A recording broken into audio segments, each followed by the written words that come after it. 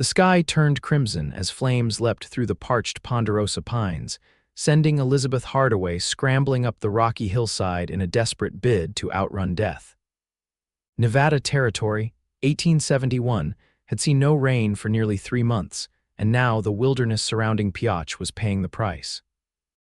She clutched her sketchbook to her chest as she climbed, her breath coming in ragged gasps, sweat soaking through the back of her pale blue dress despite the late September chill that should have been in the air.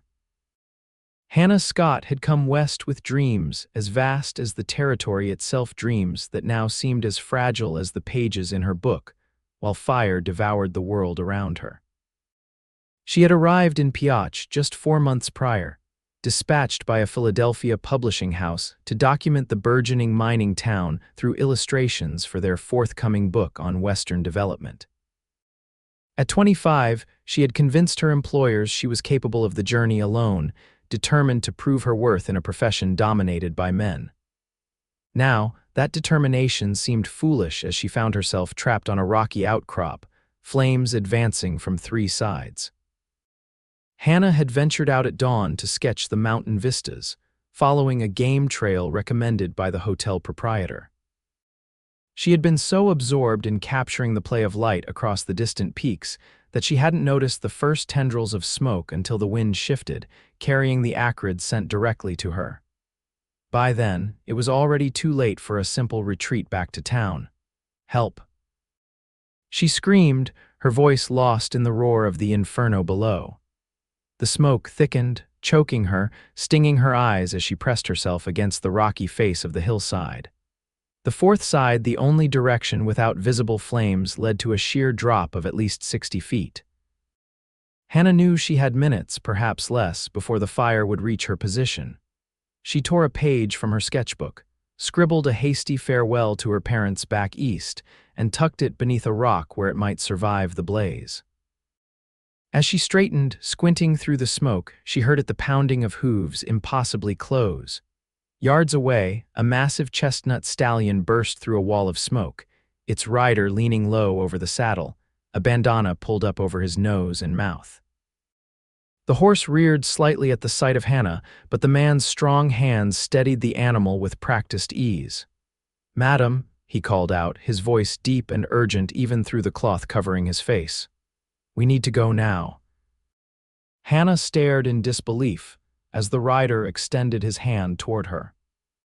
He wore no badge or uniform, just the practical garments of a working cowboy denim trousers, a faded blue shirt with sleeves rolled to the elbows, revealing forearms corded with muscle, and a dust-covered Stetson pulled low over his eyes. "Who?" Hannah began, but a sudden explosion of flame from a nearby pine cut her question short. "No time," the man shouted. "That's Yates Thornton, madam, and I'm offering you the only way out of here that doesn't involve burning. Take my hand." Hannah hesitated only a fraction of a second before clutching her sketchbook with one hand and reaching for him with the other. His grip was firm as he pulled her up behind him in one fluid motion. "Hold on tight," he ordered, turning the horse toward a narrow passage between 2 advancing walls of flame. Hannah wrapped her arms around his waist, pressing her face against his back as the stallion leapt forward. The heat was unbearable, flames licking at them from both sides as they threaded through the inferno.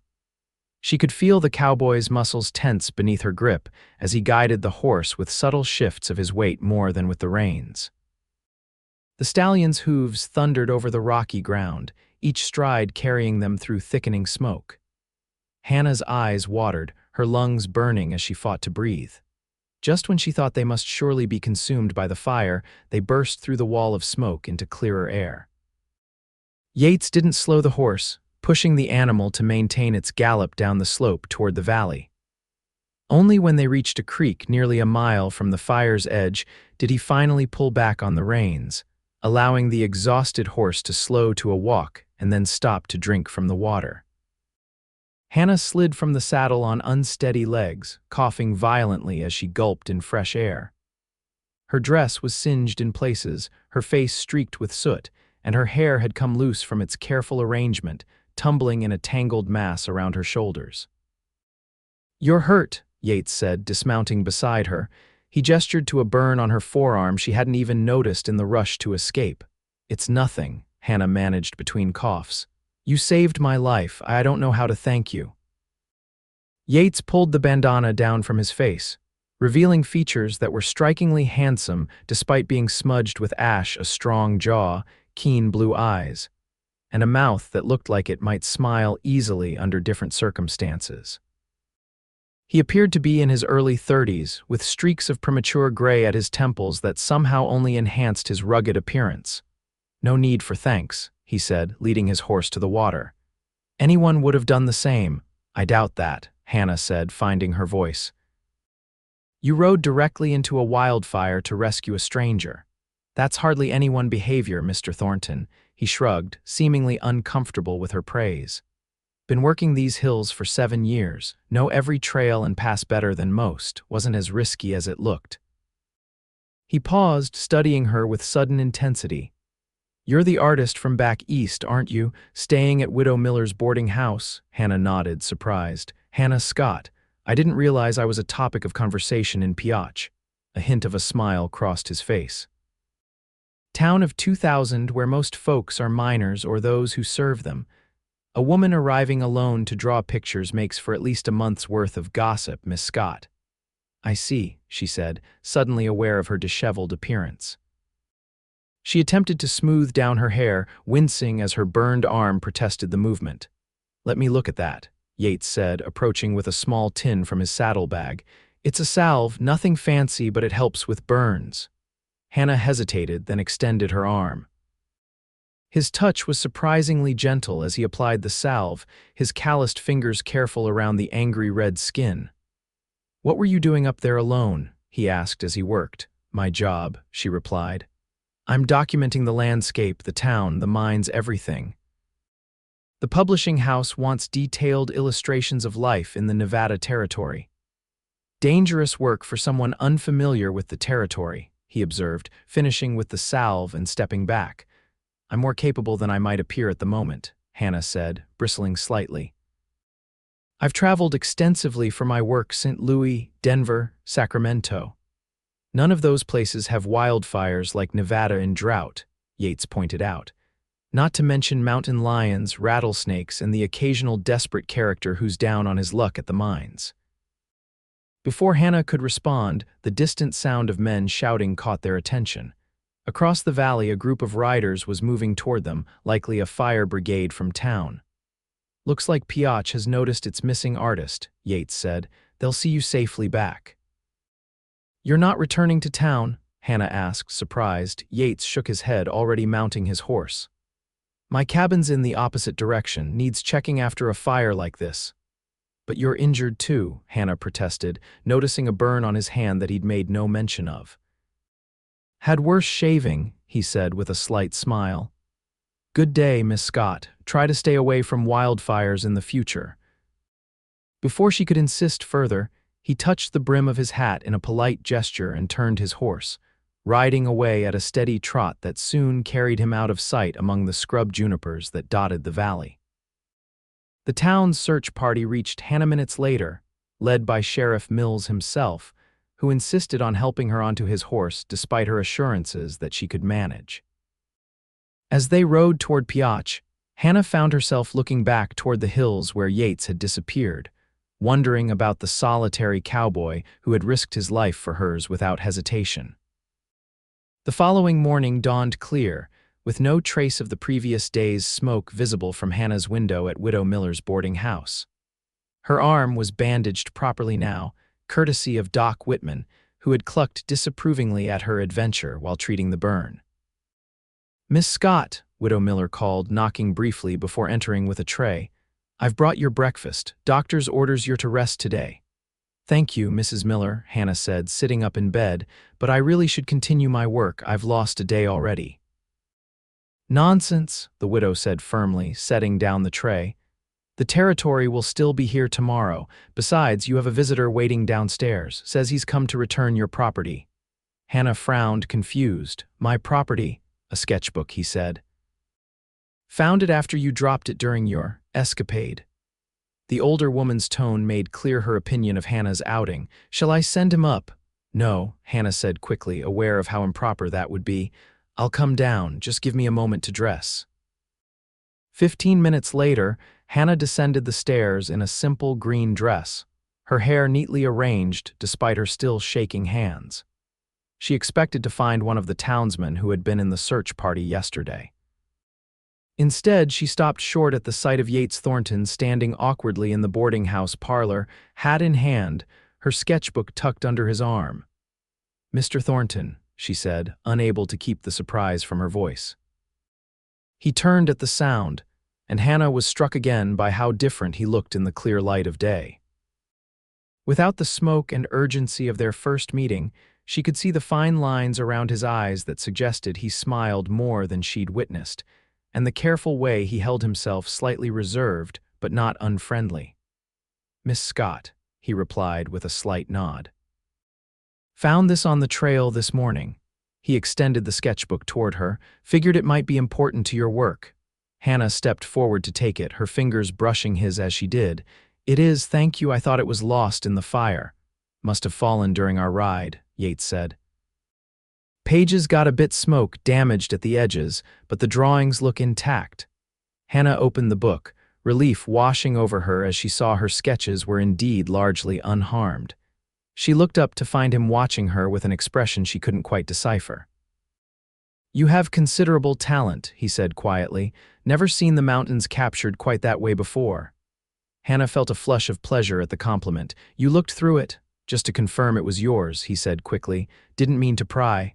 "It's fine," Hannah assured him.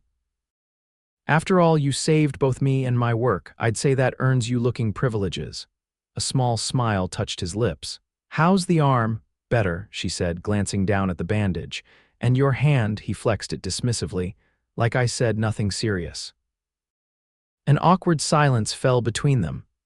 Through the window, Hannah could see townspeople going about their business on Piacha's Main Street, miners heading to their shifts, shopkeepers sweeping boardwalks, women carrying baskets of goods from the general store. "Your cabin," Hannah said suddenly. "Was it affected by the fire?" Yates shook his head. "Fire turned south before it got that far, just some smoke damage to clear out." "That's fortunate," Hannah said, clutching her sketchbook to her chest. "Mr. Thornton, I feel I owe you more than just my thanks." He looked uncomfortable. "You don't owe me anything, Miss Scott." "Nevertheless," she persisted, "I'd like to repay your kindness somehow." Yates was silent for a moment, then said, "If you're determined there is something—" "Name it," Hannah said eagerly. "Next time you go sketching beyond the town limits," he said, his blue eyes serious, "take someone who knows the territory with you." Hannah felt a flicker of disappointment, though she couldn't have said what she had expected him to ask for instead. "I suppose that's reasonable," she conceded. "Good," Yates said with a nod, placing his hat back on his head. "Well, I won't keep you from your rest, Miss Scott. Good day." He was halfway to the door when Hannah called after him. "Mr. Thornton," he turned, eyebrows raised in question, "would you be available?" She asked, the words tumbling out before she could reconsider. "To accompany me, I mean. I need to complete sketches of the eastern slopes, and after yesterday's experience, I'd value having a guide who knows the area." Yates looked genuinely startled by the request. "I'm not much for posing, if that's what you're after." Hannah laughed, the sound brightening the somber parlor. "I assure you, Mr. Thornton, my interest is purely in the landscape. You'd simply be there to keep me from burning to death or being eaten by mountain lions." A reluctant smile crept across his face. "When you put it that way, how could I refuse?" He considered for a moment. "I've business at the cattle auction tomorrow, but I could spare time the day after, if that suits." "Perfectly," Hannah said, surprised by her own eagerness. "Shall we meet here?" "Say 7 in the morning," Yates nodded. "I'll bring an extra horse, and Miss Scott—" "Yes, wear trousers if you have them," he said seriously. "Where we're going, skirts will just get in the way."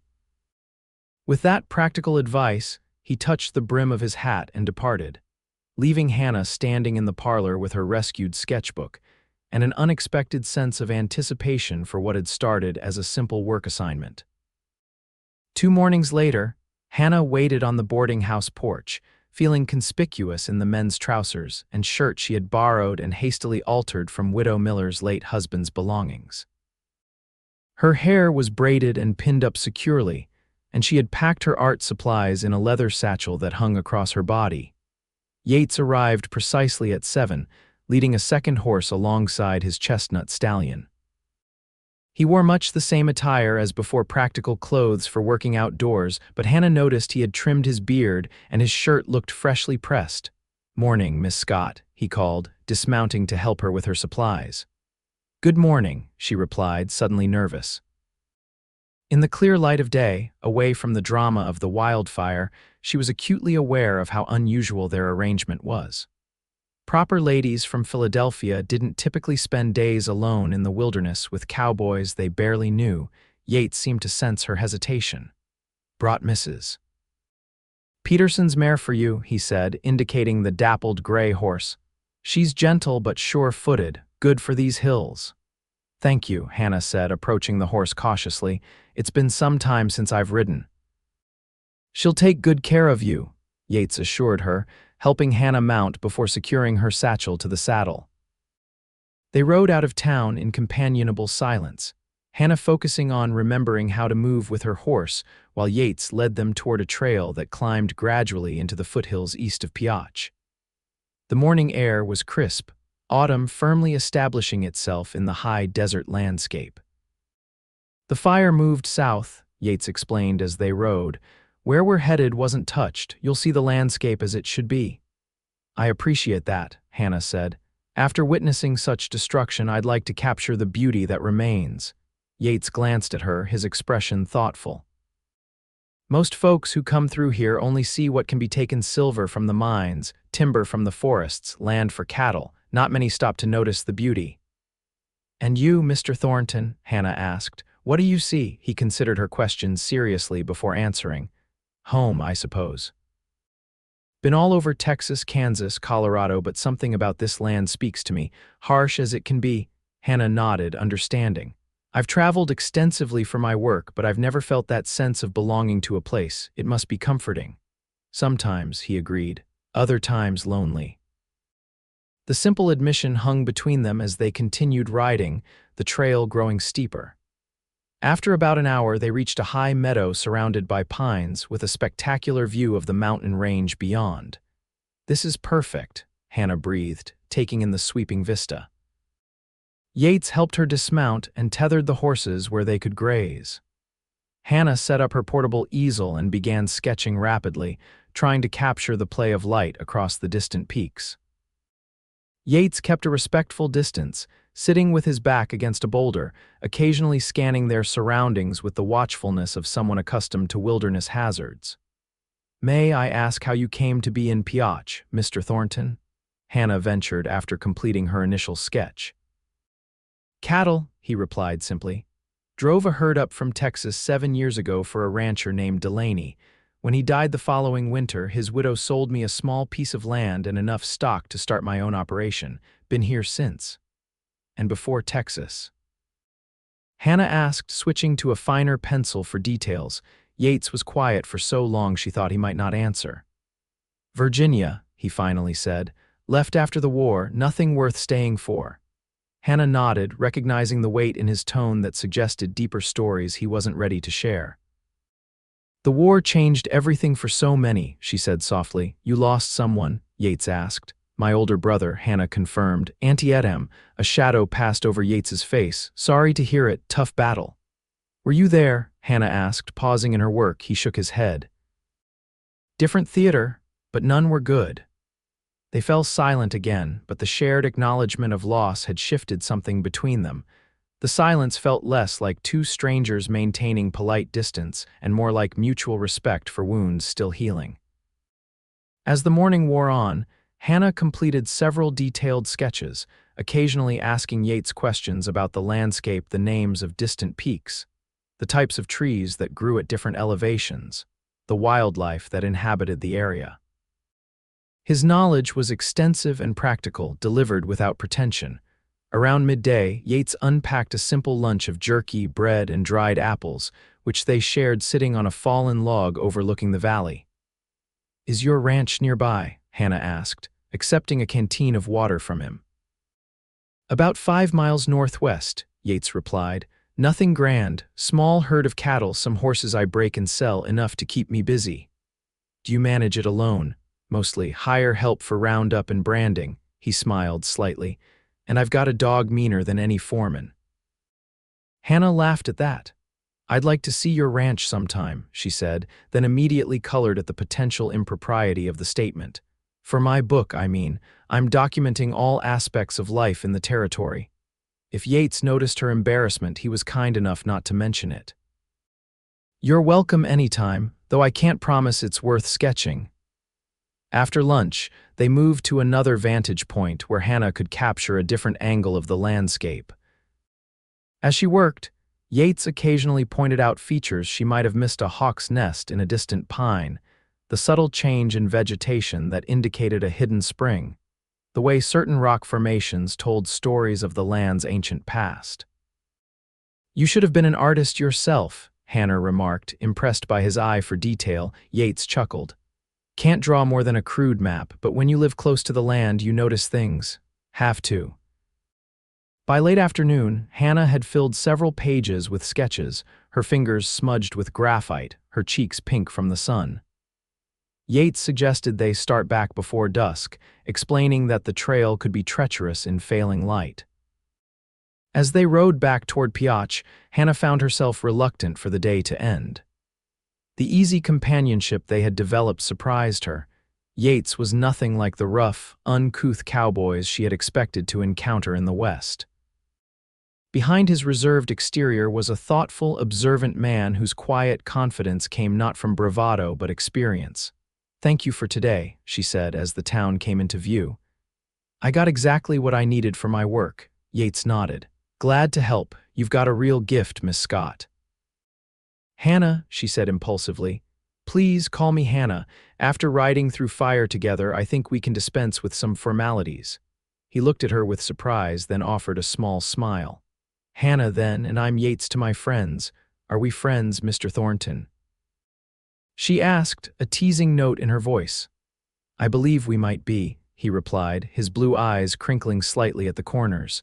"Though I can't recall the last time I had a friend who draws pictures for a living." Hannah laughed. "And I can't recall having a friend who rescues strangers from wildfires, so we're even." As they reached the boarding house, Yates helped Hannah dismount, his hands strong and steady at her waist.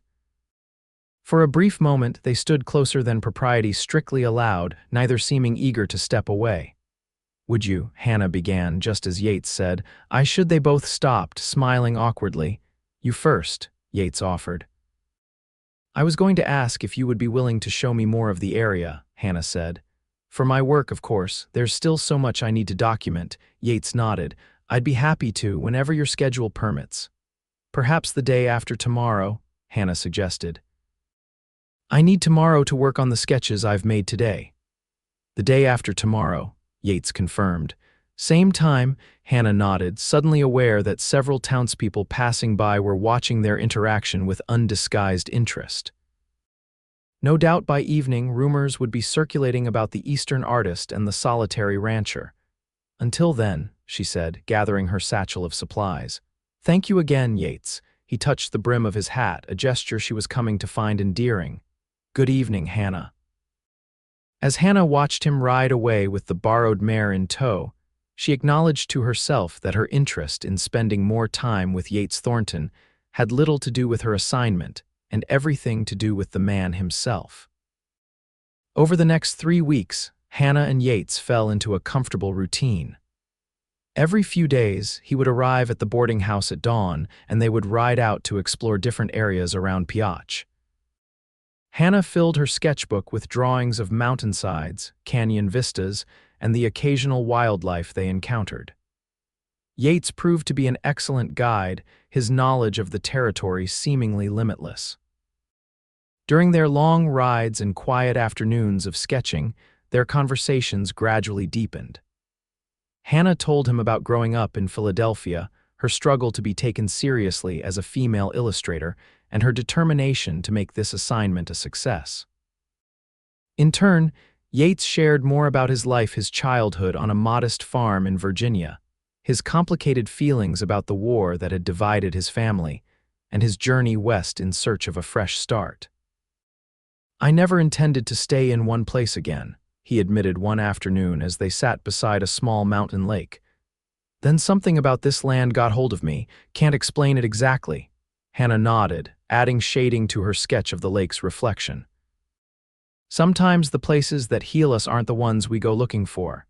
Yates looked at her with that penetrating gaze that made her feel he could see more than she intended to reveal. "Sounds like you're speaking from experience." Hannah set down her pencil, considering. "Perhaps. Philadelphia was suffocating after my brother died. Everyone expected me to marry my father's business partner's son and settle into a proper life of dinner parties and charity committees." "And that wasn't what you wanted," Yates surmised. "Not at all," Hannah confirmed. "I wanted to create, to see the world beyond parlors and ballrooms. Drawing gave me that escape," she smiled ruefully. "Though I never imagined it would lead me to nearly being consumed by wildfire in Nevada." "Life has strange turns," Yates agreed, his voice soft. After a moment he asked, "Will you go back when your assignment is complete?" The question caught Hannah off guard, mainly because she had been increasingly wondering the same thing herself. Her commission was for 6 months. She had just passed the halfway mark. "I'm expected to," she said slowly. "The publishing house has another assignment waiting, documenting the rebuilding of Chicago after the fire." Yates nodded, his expression carefully neutral. "Important work." "Yes," Hannah agreed, though with less conviction than she would have felt weeks ago. "But I've found the West compelling in ways I hadn't anticipated." Their eyes met briefly before Yates looked away, focusing on the distant shore of the lake. Territories growing fast, might be need for an artist permanently, someone to capture it all before it changes. The suggestion hung between them, weighted with unspoken possibilities. Hannah returned to her sketch, her heart beating faster than the peaceful scene warranted. That evening, as they rode back to town, Hannah noticed Yates was quieter than usual. When they reached the boarding house, he helped her down from her horse with the same care he always showed, but his hands lingered at her waist a moment longer than necessary. "Hannah," he said, his voice low, "there's a harvest dance in town this Saturday. Nothing fancy, just the local folks celebrating the season. I wondered if you might consider attending. With me?" Hannah felt a flutter of pleasure at the invitation. "I'd like that very much," she said, meeting his eyes. The smile that spread across his face transformed his features, erasing the habitual reserve. "I'll call for you at 7 then." Hannah nodded, suddenly shy. "Until Saturday." As she watched him ride away, leading the borrowed mare, Hannah acknowledged to herself that what had begun as professional curiosity about a man who had saved her life had evolved into something far more complicated. Yates Thornton, with his quiet strength and hidden depths, had become important to her in ways that made her approaching departure from Piotch increasingly troubling to contemplate. Inside, Widow Miller was waiting with barely contained curiosity. "Another productive day, Miss Scott?" she asked, eyeing Hannah's trousers and wind-tousled hair with thinly veiled disapproval. "Very," Hannah confirmed, heading toward the stairs.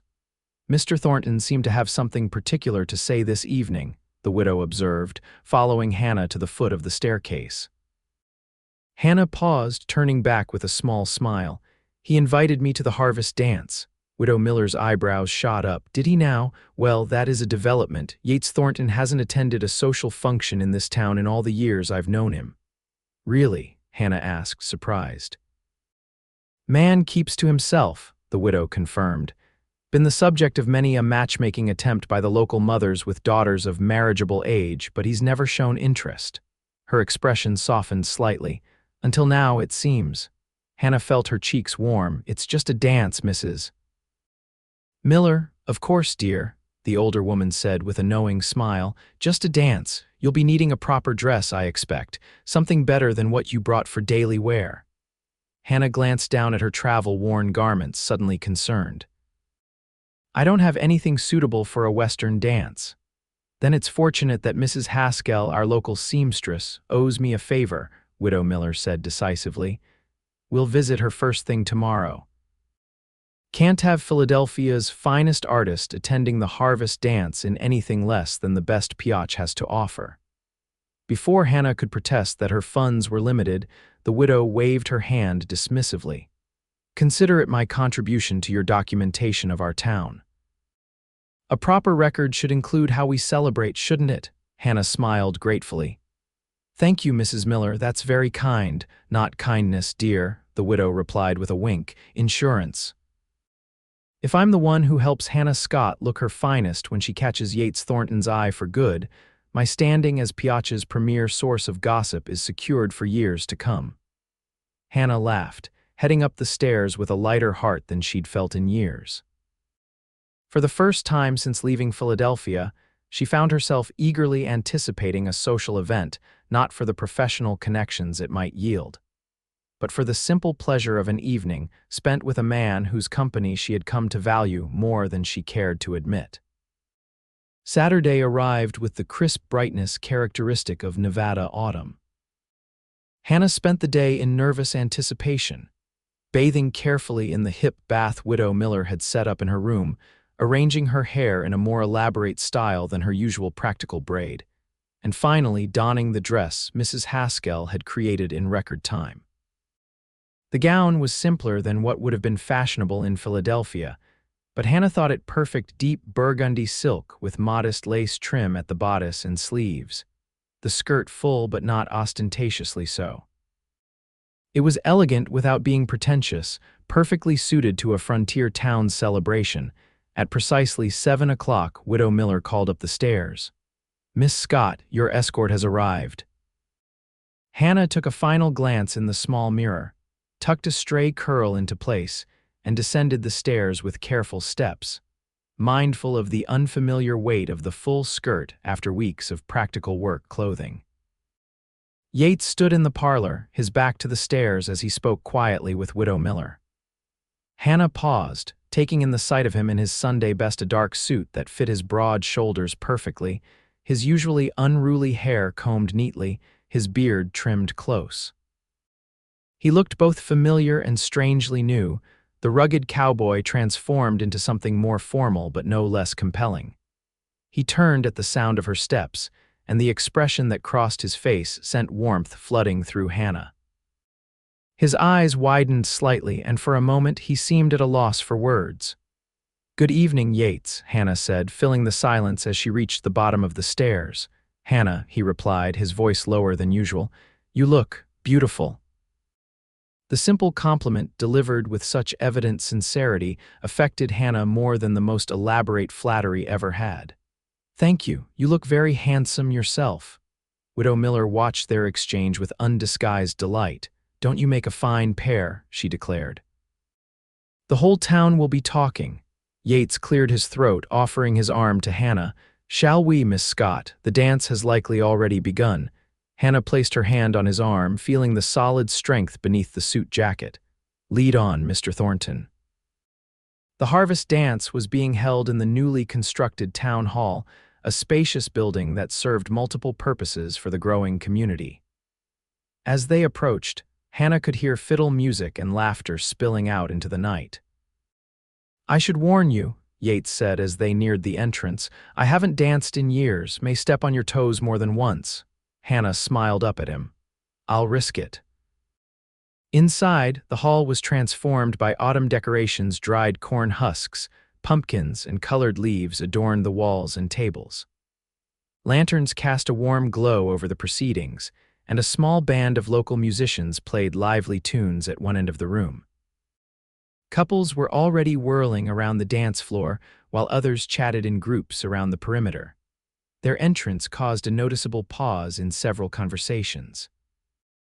Hannah was used to being observed as the unusual Eastern artist, but tonight the looks held a different quality: speculation, curiosity, and in some cases, clear disappointment from several young women. Yates Thornton, boomed a large man with an impressive mustache, approaching them immediately. Thought I was seeing things when they told me you'd be attending tonight. Evening, Mayor, Yates replied with a respectful nod. Miss Scott, this is Mayor Hargrove, Mayor Miss Hannah Scott from Philadelphia, the artist. Mayor Hargrove exclaimed, taking Hannah's hand and patting it enthusiastically. Your reputation precedes you, young lady. Several of our citizens have spoken highly of your work. You're too kind, Hannah said. Piotr has been most welcoming. And I see our resident recluse has been showing you around, the mayor said with a knowing wink that made Hannah blush. About time Thornton here participated in community affairs. We've been trying to drag him to these functions for years. Just needed the right incentive, I suppose, Yates said quietly, his eyes meeting Hannah's briefly. The mayor laughed heartily. Indeed. Well, don't let me keep you from the dancing. Evening's young. As the mayor moved on to greet other arrivals, Yates leaned closer to Hannah.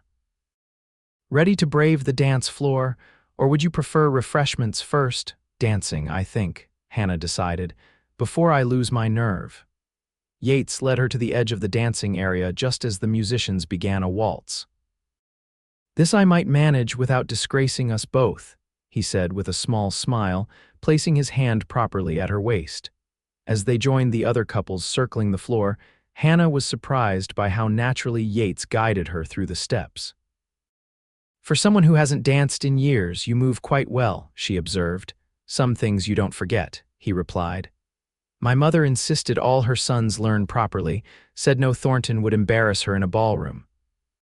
She taught you well, Hannah said, enjoying the secure feeling of his hand at her waist, the careful way he maintained the proper distance between them even as the dance brought them close. She was a formidable teacher, Yates agreed, a fond smile softening his features. Virginia Gentry fallen on hard times, but she never lost her standards. As they continued around the floor, Hannah became aware of the glances they were attracting. We seem to be the center of attention, she murmured. That's your doing, Yates replied. You outshine every woman here. Hannah felt her cheeks warm at the compliment. I think it's more that you've surprised them all by attending. The mayor wasn't the only one who seemed shocked to see you. Yates executed a perfect turn before responding. I've kept to myself since settling here, found it easier that way. Because of the war? Hannah asked softly, understanding how veterans sometimes struggled to readjust to civilian social life. He nodded slightly. Partly, came west to leave all that behind, but some things follow you. I understand, Hannah said, thinking of her own reasons for seeking work that took her far from home. The waltz ended, and Yates led her toward the refreshment table. As they sipped punch and observed the festivities, several townspeople approached to greet them. Hannah noticed how differently people treated Yates now that he was in their company, with respect certainly, but also a warmth that suggested the community had been waiting for him to rejoin them all along. Mr. Thornton, called a young woman with two small children clinging to her skirts. What a lovely surprise to see you here, Mrs. Keller, Yates replied, tipping his head politely. How are Thomas and the children? All well, thanks to you, she said warmly. Thomas wanted me to remind you that we still owe you for those calves last spring. Yates shook his head. Not necessary, glad they're thriving. After Mrs. Keller moved on, Hannah raised an eyebrow questioningly. Yates looked somewhat embarrassed. Her husband broke his leg during calving season, he explained reluctantly. They needed help getting their stock through winter. You gave them calves. Hannah asked, loaned, Yates corrected, though I don't expect them back. Throughout the evening, similar exchanges occurred, townspeople expressing gratitude for quiet acts of generosity, assistance rendered during difficult times, advice given when needed. Each time, Yates deflected praise or thanks, clearly uncomfortable with acknowledgement of his good deeds. Between dances, Hannah found herself seated with a group of local women while Yates spoke with some of the ranchers across the room. The women were friendly but curious, their questions about Hannah's relationship with Yates barely disguised beneath conversation about her work. He's never escorted anyone to a town function before, observed Mrs. Peterson, the owner of the gray mare Hannah often borrowed. Not even for the Independence Day celebration when everyone attends. I'm merely documenting Western social customs, Hannah said lightly, though she knew none of them believed this explanation. Of course, dear, said Mrs. Haskell, the seamstress, and he's merely being hospitable to a visitor. The women exchanged knowing smiles that made Hannah both embarrassed and secretly pleased.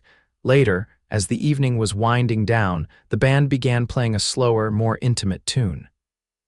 Yates, who had been true to his word about being a capable dancer, led Hannah onto the floor once more. "Enjoying yourself?" he asked as they moved together. "Very much," Hannah replied honestly. "It's a wonderful celebration, so different from Philadelphia's formal affairs." "Better or worse?" Yates asked, a hint of uncertainty in his voice. "Different," Hannah repeated, "but I find I prefer it. There's an authenticity here that's refreshing." They danced in companionable silence for a few moments before Yates spoke again. "Hannah, there's something I've been meaning to ask you." "Yes," she prompted when he hesitated. "Would you consider," he began, but was interrupted by a commotion at the entrance to the hall. "Fire!" someone shouted. "Fire at the Eastern Mine Complex." The music stopped abruptly. Mayor Hargrove immediately took charge, calling for the volunteer fire brigade to assemble. The festive atmosphere dissolved into organized chaos as men hurried to respond and women gathered children and belongings. "I should help," Yates said, his expression apologetic. "The mine's close to several homesteads." "Of course," Hannah agreed immediately. "Is there something I can do?"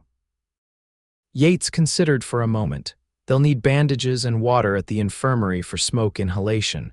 Could you help organize that?" Hannah nodded. "I'll go there now."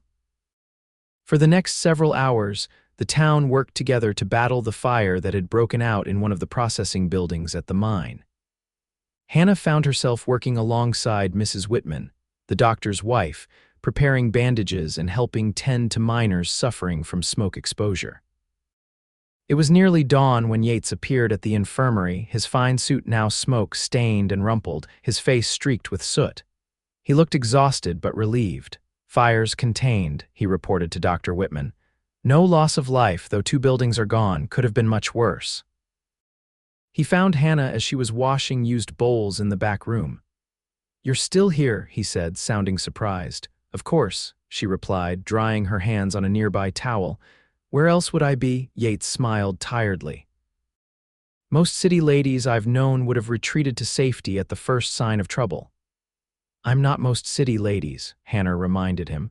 "Besides, I've seen fire before. Remember how we met?" "Not likely to forget," Yates said, his eyes softening as they looked at her.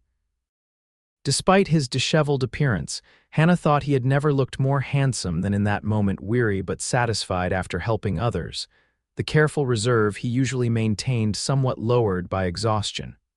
"What you were going to ask me," Hannah said suddenly, before the interruption. "What was it?" Yates hesitated, running a hand through his rumpled hair. "Not the time or place now," he said finally. "I should see you back to your boarding house. You must be tired." Hannah wanted to press him but recognized the retreat in his manner. Whatever he had been about to ask would remain unspoken for now. The walk back to Widow Miller's was quiet, the town slowly settling after the night's emergency. The first rays of dawn were breaking over the eastern mountains, painting the sky in pale gold and pink. At the boarding house steps, Yates stopped. "Thank you for the dance, Hannah. Sorry it ended the way it did." "Thank you for inviting me," she replied, "and don't apologize. What you did tonight helping the town, that's who you are. It's—" She paused, gathering courage. "It's part of why I admire you so much." Something flickered in his eyes, surprise, pleasure, and perhaps something deeper. For a moment, Hannah thought he might say more, might complete the question that had been interrupted. Instead, he took her hand gently in his and raised it to his lips in a gesture that belonged more to Virginia ballrooms than Nevada mining towns. "Rest well," he said softly. "I'll call on you when you've had time to recover from tonight's excitement." Hannah nodded, reluctant to end their time together but aware that they both needed rest. "Good night, Yates, or rather, good morning." He smiled, touched his hat brim, and turned to go. Hannah watched him walk away, the tall figure silhouetted against the rising sun, and wondered what question had been on his lips before duty called him away. 4 days passed before Hannah saw Yates again. The town was busy with repairs to the mine buildings, and according to Widow Miller, Yates had been helping coordinate efforts to provide lumber from his land for the reconstruction. Hannah used the time to work on her illustrations, refining the sketches she had made during their explorations. Each drawing seemed infused with more than just the visual reality of the landscape. They captured something of the feeling of those days, the quiet conversations, the growing connection between artist and guide. On the fifth day, a message arrived from Yates, delivered by a young boy from town. "Miss Scott," it read in a neat, precise hand that surprised her with its elegance, "if your schedule permits, I would be honored if you would join me tomorrow for a ride to a place of particular beauty I believe you would appreciate capturing. I will call for you at dawn if agreeable. Respectfully, Y. Thornton." Hannah penned a quick response accepting the invitation and sent the boy back with it and a coin for his trouble. That evening, she prepared her art supplies with particular care, both excited and nervous about seeing Yates again after the interrupted moment at the harvest dance. The following morning dawned clear and cold, with the first real hint of winter in the air. Hannah dressed warmly in her practical trousers in several layers, wrapping a thick woolen scarf around her neck as she waited on the porch. Yates arrived exactly at dawn, leading the familiar gray mare alongside his stallion. He looked rested and somehow more settled than when she had last seen him, as though some decision had been reached in the intervening days. "Good morning," he called, dismounting to help with her supplies. "Hope I'm not taking you from important work." "Not at all," Hannah assured him. "I've been looking forward to this." As they rode out of town, Hannah noticed they were heading in a different direction than their previous expeditions. "Where are we going today?" she asked, curious. "My land," Yates replied simply. "Thought it was time you saw it." Hannah felt a flutter of pleasure at this invitation to something more personal than their previous outings. "I'd like that very much." They rode for about an hour, cresting a series of gentle hills before descending into a verdant valley nestled between two mountain ridges. A modest cabin stood near a clear stream, with several outbuildings and corrals spread around it. In the nearest pasture, a small herd of cattle grazed peacefully, their breath visible in the cold morning air. "It's beautiful," Hannah said sincerely as they approached. The setting was magnificent mountains rising on three sides, the valley floor rich with grass despite the late season, the stream winding through like a silver ribbon. "It's home," Yates said simply, but she could hear the pride and affection in his voice. As they neared the cabin, a large black and white dog came bounding toward them, barking enthusiastically. "That's Patch," Yates explained. "Don't worry, his bark is much worse than his bite, at least for friends." The dog circled their horses, then followed as they continued to the cabin. Yates helped Hannah dismount in the yard, then led the horses to a small corral beside the barn. "Would you like to see inside?" he asked, gesturing toward the cabin. Hannah nodded, curious about this glimpse into Yates's private life. The cabin was larger than it had appeared from a distance, solidly built of pine logs with a stone chimney, and a covered porch that wrapped around two sides. Inside, it was simply but comfortably furnished with handcrafted wooden furniture, woven rugs, and shelves lined with books that surprised Hannah with their number and variety. "You're a reader," she observed, running her fingers along the spines of volumes ranging from practical manuals on animal husbandry to classics of literature and poetry. "Long winters," Yates explained, "and old habits. My mother taught us reading before anything else."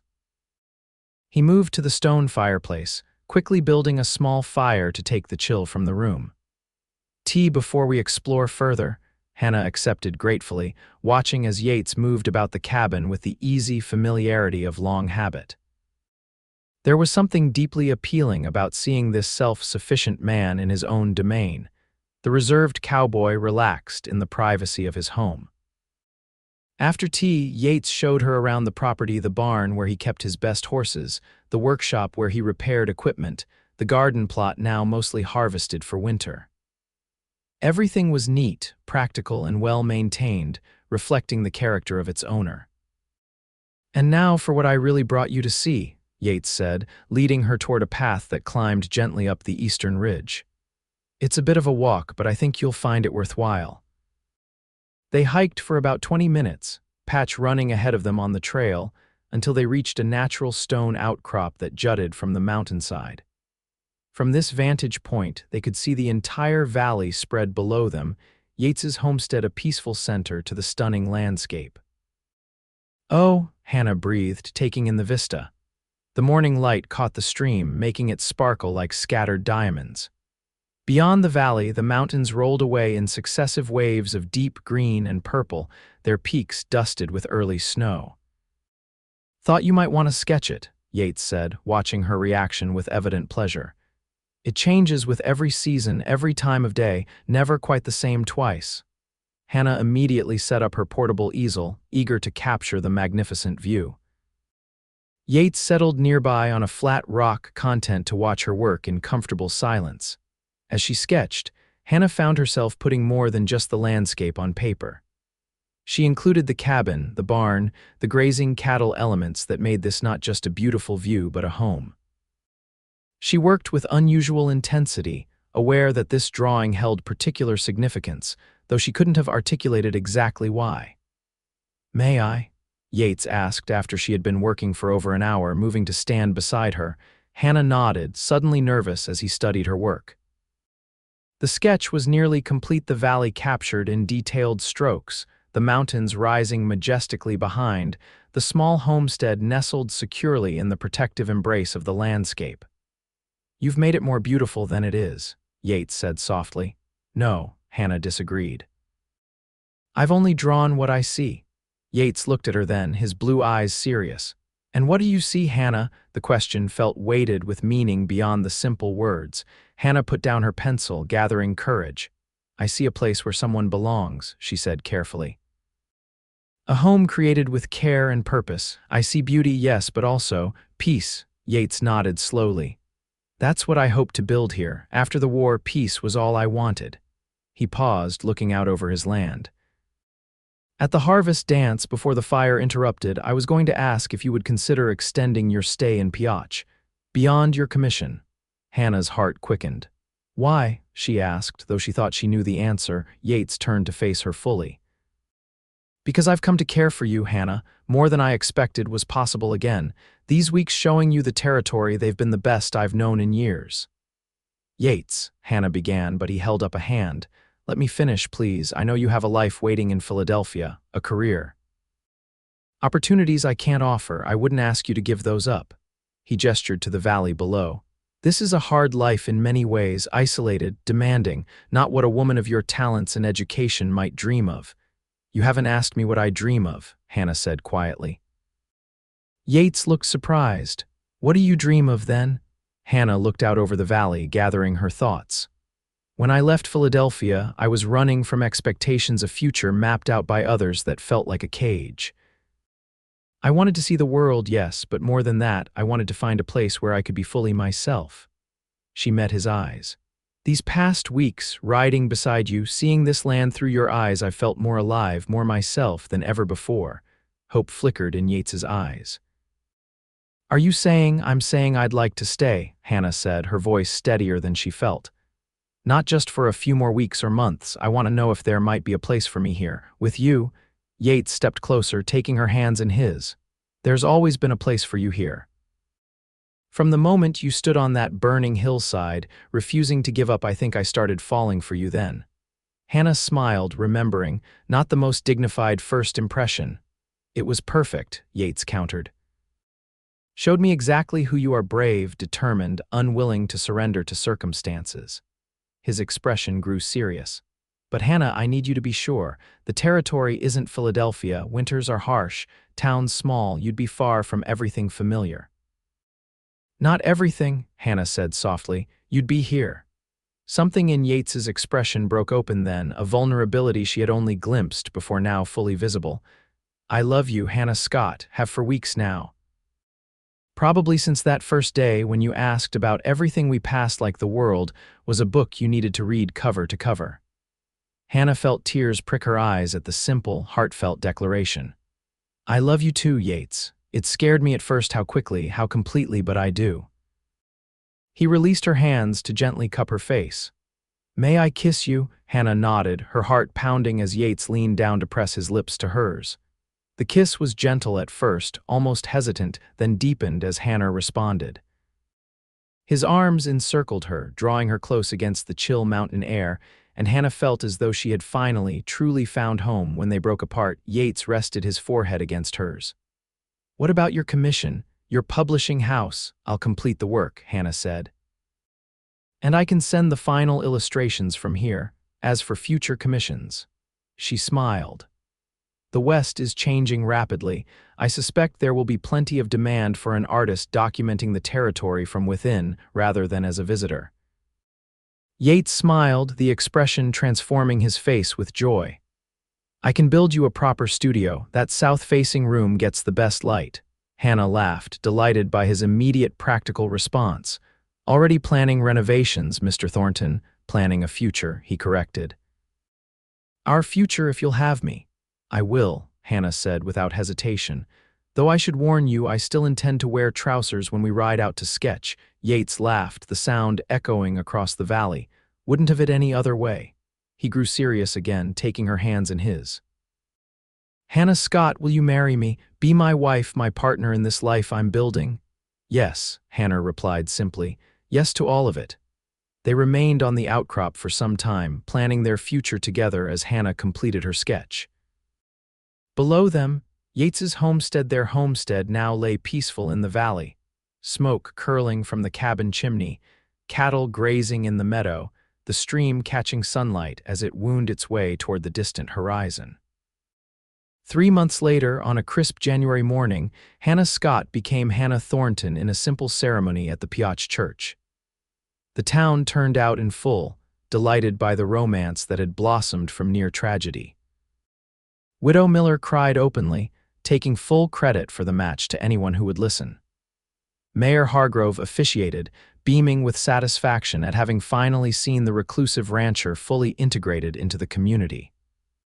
After the celebration, Yates drove Hannah home to the cabin in the valley, now enhanced with a bright, airy studio where the south-facing room had been expanded with large windows to capture the magnificent light of the Nevada sky.